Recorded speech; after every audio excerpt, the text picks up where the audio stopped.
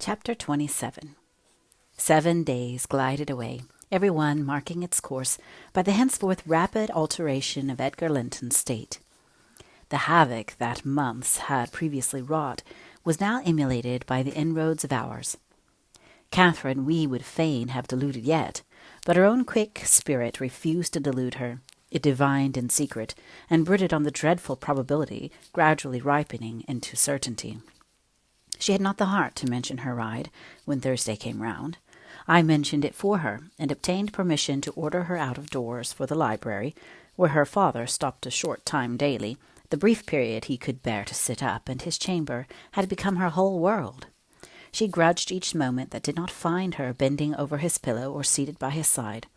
Her countenance grew wan with watching and sorrow, and my master gladly dismissed her to what he flattered himself would be a happy change of scene in society, drawing comfort from the hope that she would not now be left entirely alone after his death. He had a fixed idea, I guessed by several observations he had let fall, that as his nephew resembled him in person, he would resemble him in mind, for Linton's letters bore few or no indications of his defective character.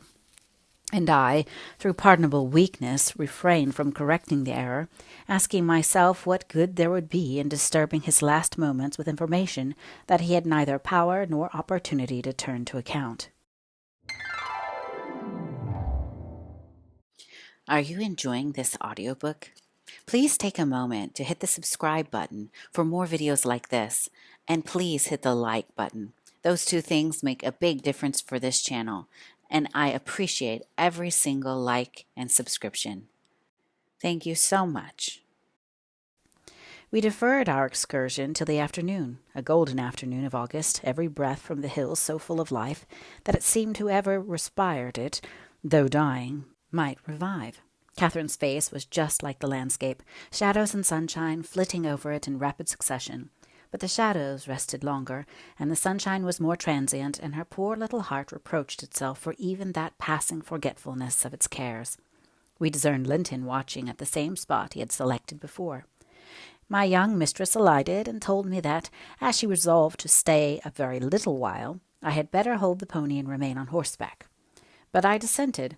I wouldn't risk losing sight of the charge committed to me a minute, so we climbed the slope of heath together. Master Heathcliff received us with great animation in this occasion, not the animation of high spirits, though, nor yet of joy. It looked more like fear. "It is late," he said, speaking short and with difficulty. "Is not your father very ill? I thought you wouldn't come." "Why won't you be candid?" cried Catherine, swallowing her greeting.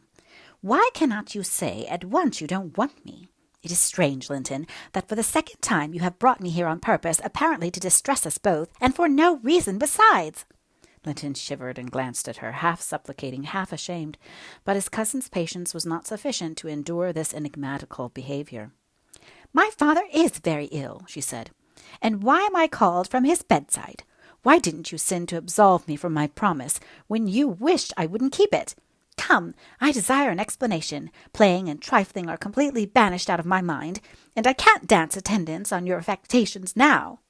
"My affectations!" he murmured. "What are they? For heaven's sake, Catherine, don't look so angry. Despise me as much as you please. I am a worthless, cowardly wretch. I can't be scorned enough, but I'm too mean for your anger. Hate my father and spare me for contempt." "Nonsense!" cried Catherine in a passion. "Foolish, silly boy! And there he trembles, as if I were really going to touch him. You needn't bespeak contempt, Linton. Anybody will have it spontaneously at your service. Get off. I shall return home. It is folly dragging you from the hearthstone and pretending. What do we pretend? Let go my frock. If I pitied you for crying and looking so very frightened, you should spurn such pity. Ellen, tell him how disgraceful this conduct is. Rise, and don't degrade yourself into an abject reptile. Don't." With streaming face and expression of agony, Linton had thrown his nerveless frame along the ground. He seemed convulsed with exquisite terror. "Oh," he sobbed, "I cannot bear it. Catherine, Catherine, I'm a traitor too, and I dare not tell you, but leave me, and I shall be killed. Dear Catherine, my life is in your hands. You have said you loved me, and if you did, it wouldn't harm you. You'll not go then, kind, sweet, good Catherine, and perhaps you will consent, and he'll let me die with you." My young lady, on witnessing his intense anguish, stooped to raise him. The old feeling of indulgent tenderness overcame her vexation, and she grew thoroughly moved and alarmed. "Consent to what?" she asked. "To stay? Tell me the meaning of this strange talk, and I will. You contradict your own words and distract me. Be calm and frank, and confess at once all that weighs on your heart. You wouldn't injure me, Linton, would you? You wouldn't let any enemy hurt me if you could prevent it.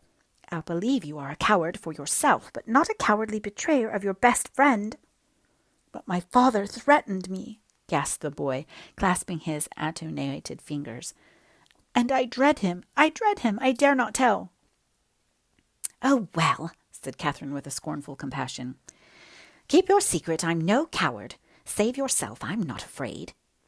Her magnanimity provoked his tears. He wept wildly, kissing her supporting hands, and yet could not summon courage to speak out. I was cogitating what the mystery might be, and determined Catherine should never suffer to benefit him or anyone else by my goodwill, when, hearing a rustle among the ling, I looked up and saw Mr. Heathcliff almost close upon us, descending the heights. He didn't cast a glance towards my companions, though they were sufficiently near for Linton's sobs to be audible, but hailing me in the almost hearty tone he assumed to none besides, and the sincerity of which I couldn't avoid doubting, he said, "It is something to see you so near to my house, Nelly. How are you at the Grange? Let us hear. The rumour goes," he added in a lower tone, "that Edgar Linton is on his deathbed. Perhaps they exaggerate his illness."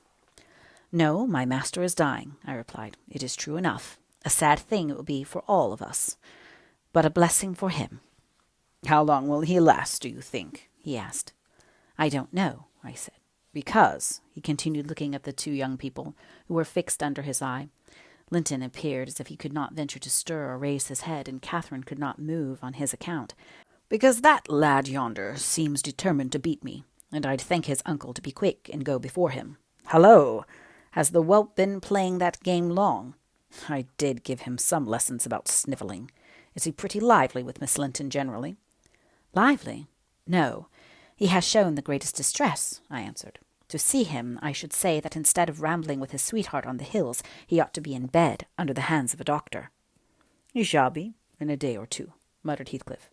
"But first, get up, Linton, get up," he shouted. "Don't grovel on the ground here. Up this moment."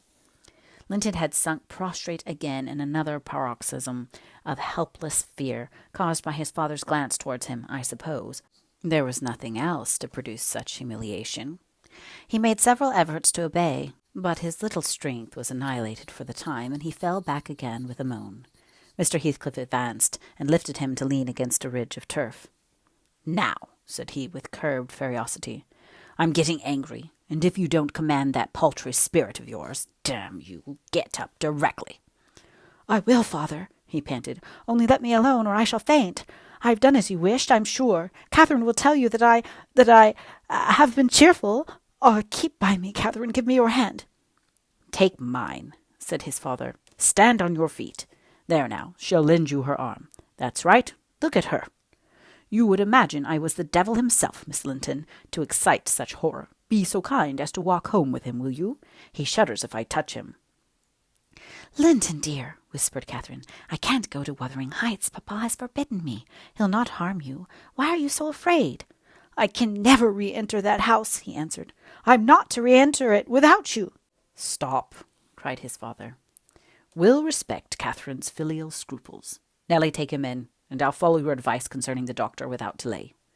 "You'll do well," replied I, "but I must remain with my mistress. To mind your son is not my business." "You are very stiff," said Heathcliff. "I know that, but you'll force me to pinch the baby and make it scream before it moves your charity. Come then, my hero. Are you willing to return escorted by me?"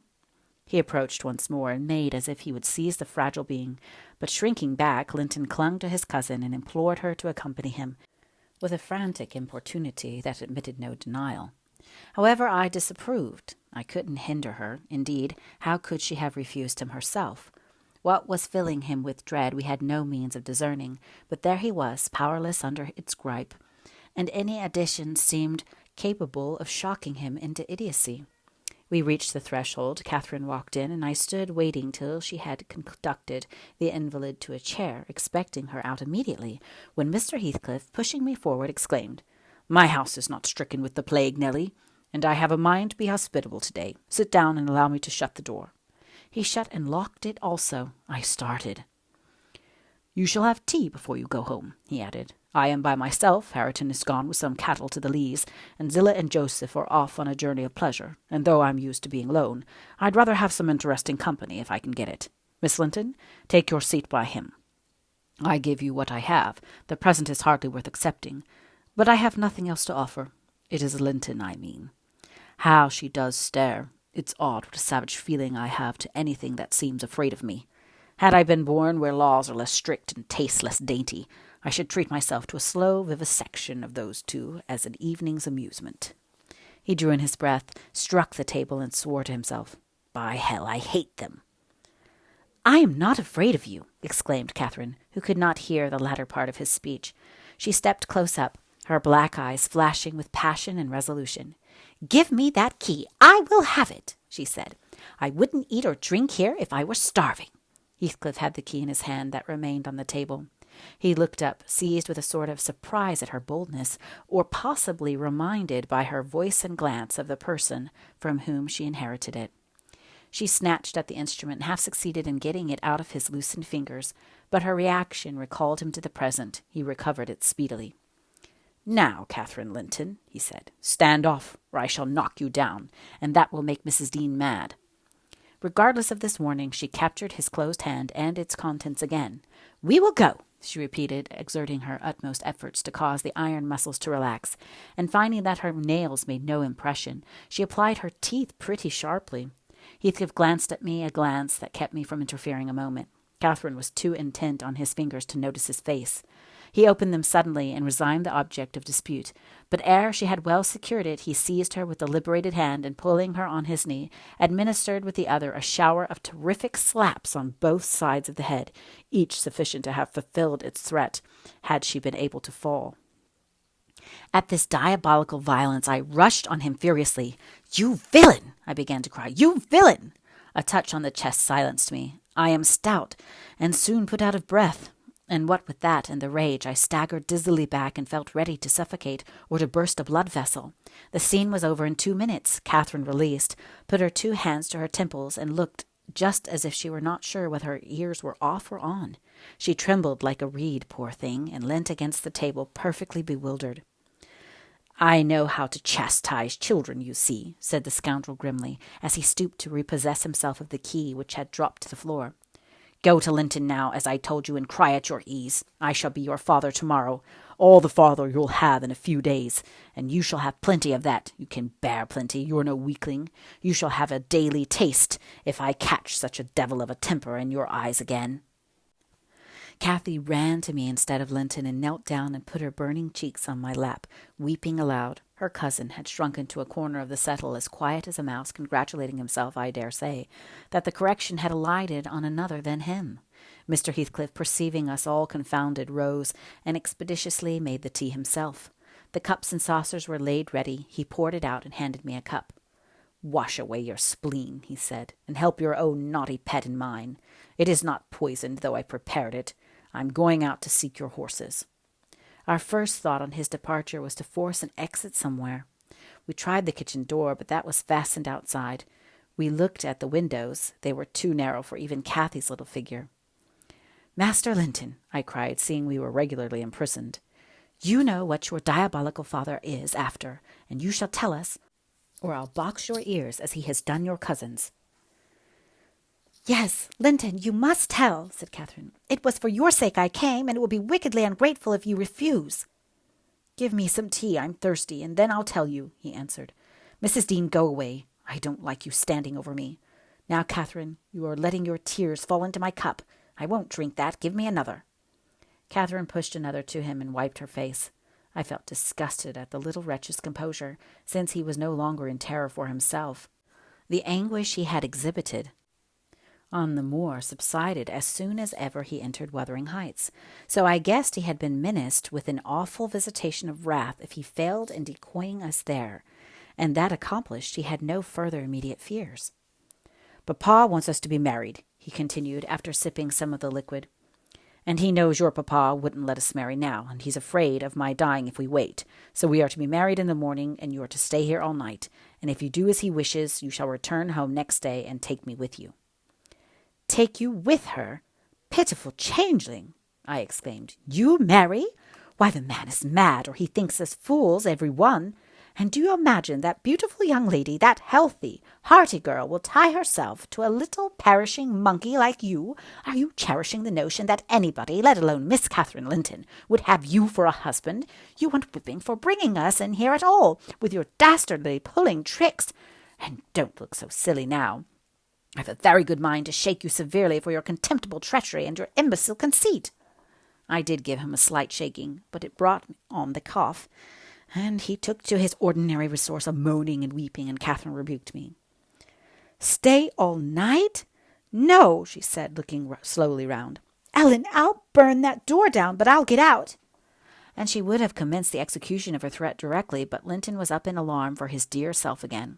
He clasped her in his two feeble arms, sobbing, Won't you have me and save me? Not let me come to the Grange? Oh, darling Catherine, you mustn't go and leave after all. You must obey my father. You must. I must obey my own, she replied, and relieve him from this cruel suspense the whole night? What would he think? He'll be distressed already. I'll either break or burn away out of this house. Be quiet. You are in no danger, but if you hinder me, Linton, I love papa better than you. The mortal terror he felt of Mr. Heathcliff's anger restored to the boy his coward's eloquence. Catherine was near distraught. Still she persisted that she must go home, and tried entreaty in her turn, persuading him to subdue his selfish agony. While they were thus occupied, our jailer re-entered. Your beasts have trotted off, he said. And now, Linton, snivelling again, what has she been doing to you? Come, have done, and get to bed. In a month or two, my lad, you'll be able to pay her back her present tyrannies with a vigorous hand. You're pining for pure love, are you not? Nothing else in the world, and she shall have you. There, to bed. Zillah won't be here tonight. You must undress yourself. Hush, hold your noise. Once in your own room, I'll not come near you. You needn't fear. By chance, you've managed tolerably. I'll look to the rest.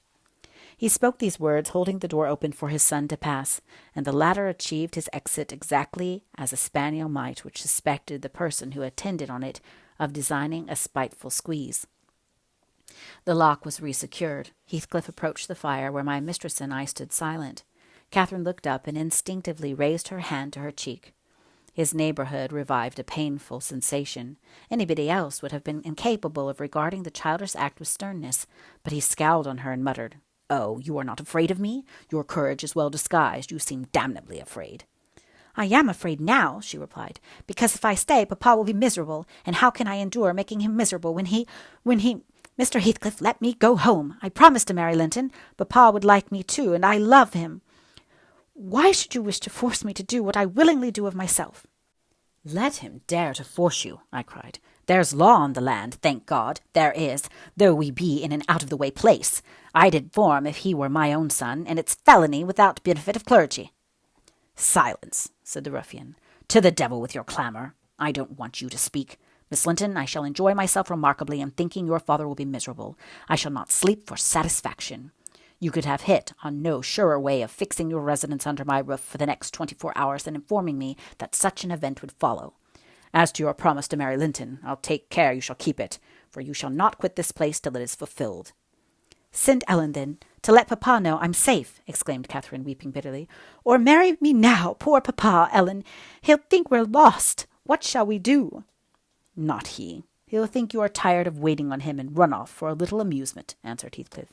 You cannot deny that you entered my house of your own accord in contempt of his injunctions to the contrary, and it is quite natural that you should desire amusement at your age, and that you would weary of nursing a sick man, and that man only your father. Catherine, his happiest days were over when your days began. He cursed you, I dare say, for coming into the world. I did at least, and it would just do if he cursed you as he went out of it.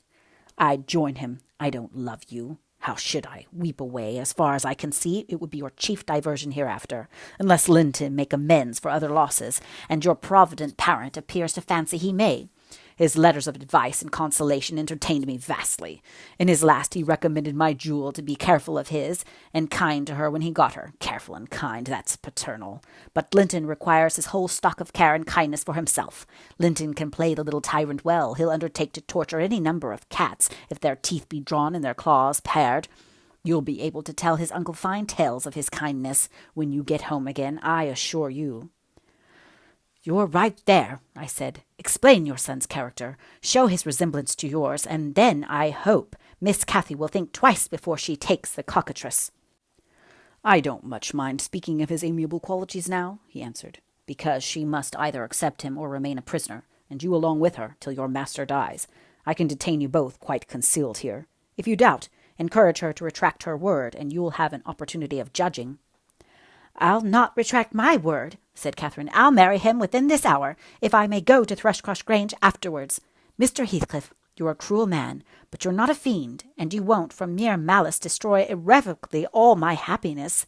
Papa thought I had left him on purpose, and if he died before I returned, could I bear to live? I've given over crying, but I'm going to kneel here at your knee, and I'll not get up, and I'll not take my eyes from your face till you look back at me. No, don't turn away. Do look. You'll see nothing to provoke you. I don't hate you. I'm not angry that you struck me. Have you never loved anybody in all your life, uncle? Never? Oh, you must look once. I'm so wretched you can't help being sorry and pitying me. Keep your F's fingers off and move or I'll kick you, cried Heathcliff, brutally repulsing her. I'd rather be hugged by a snake. How the devil can you dream of fawning on me? I detest you. He shrugged his shoulders, shook himself, indeed, as if his flesh crept with aversion, and thrust back his chair while I got up and opened my mouth to commence a downright torrent of abuse. But I was rendered dumb in the middle of the first sentence by a threat that I should be shown into a room by myself the very next syllable I uttered. It was growing dark. We heard a sound of voices at the garden gate. Our host hurried out instantly. He had his wits about him. We had not. There was a talk of 2 or 3 minutes, and then he returned alone. I thought it had been your cousin Hareton, I observed to Catherine. I wish he would arrive. Who knows but he might take our part. It was 3 servants sent to seek you from the Grange, said Heathcliff, overhearing me. You should have opened a lattice and called out. But I could swear that Chit is glad you didn't. She's glad to be obliged to say, I'm certain. At learning the chance we had missed, we both gave vent to our grief without control, and he allowed us to wail on till 9 o'clock. Then he bid us go upstairs through the kitchen to Zilla's chamber, and I whispered my companion to obey. Perhaps we might contrive to get through the window there, or into a garret and out by its skylight. The window, however, was narrow like these below, and the garret trap was safe from our attempts, for we were fastened in as before. We neither of us lay down.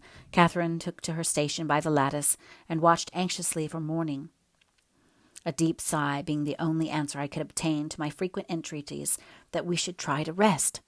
I seated myself in a chair and rocked to and fro, passing harsh judgment on my many derelictions of duty, from which it struck me then all the misfortunes of my employer sprang. It was not the case in reality, I am aware, but it was in my imagination that dismal night, and I thought Heathcliff himself less guilty than I. At 7 o'clock he came and inquired if Miss Linton had risen. She ran to the door immediately and answered yes. Here, then, he said, opening it and pulling her out. I rose to follow, but he turned the lock again. I demanded my release. Be patient, he replied. I'll send up your breakfast in a while. I thumped on the panels and rattled the latch angrily, and Catherine asked why I was still shut up. He answered I must try to endure it another hour, and they went away. I endured it for 2 or 3 hours. At length I heard a footstep, not Heathcliff's. I've brought you something to eat, said a voice. Open the door. Complying eagerly, I beheld Hareton laden with food enough to last me all day. Take it, he said, thrusting the tray into my hand. Stay 1 minute, I began. Nay, cried he, and retired, regardless of any prayers I could pour forth to detain him. And there I remained enclosed the whole day, and the whole of the next night, and another, and another. 5 nights and 4 days I remained altogether, seeing nobody but Hareton once every morning. And he was a model of a jailer, surly and dumb and deaf to every attempt at moving his sense of justice or compassion.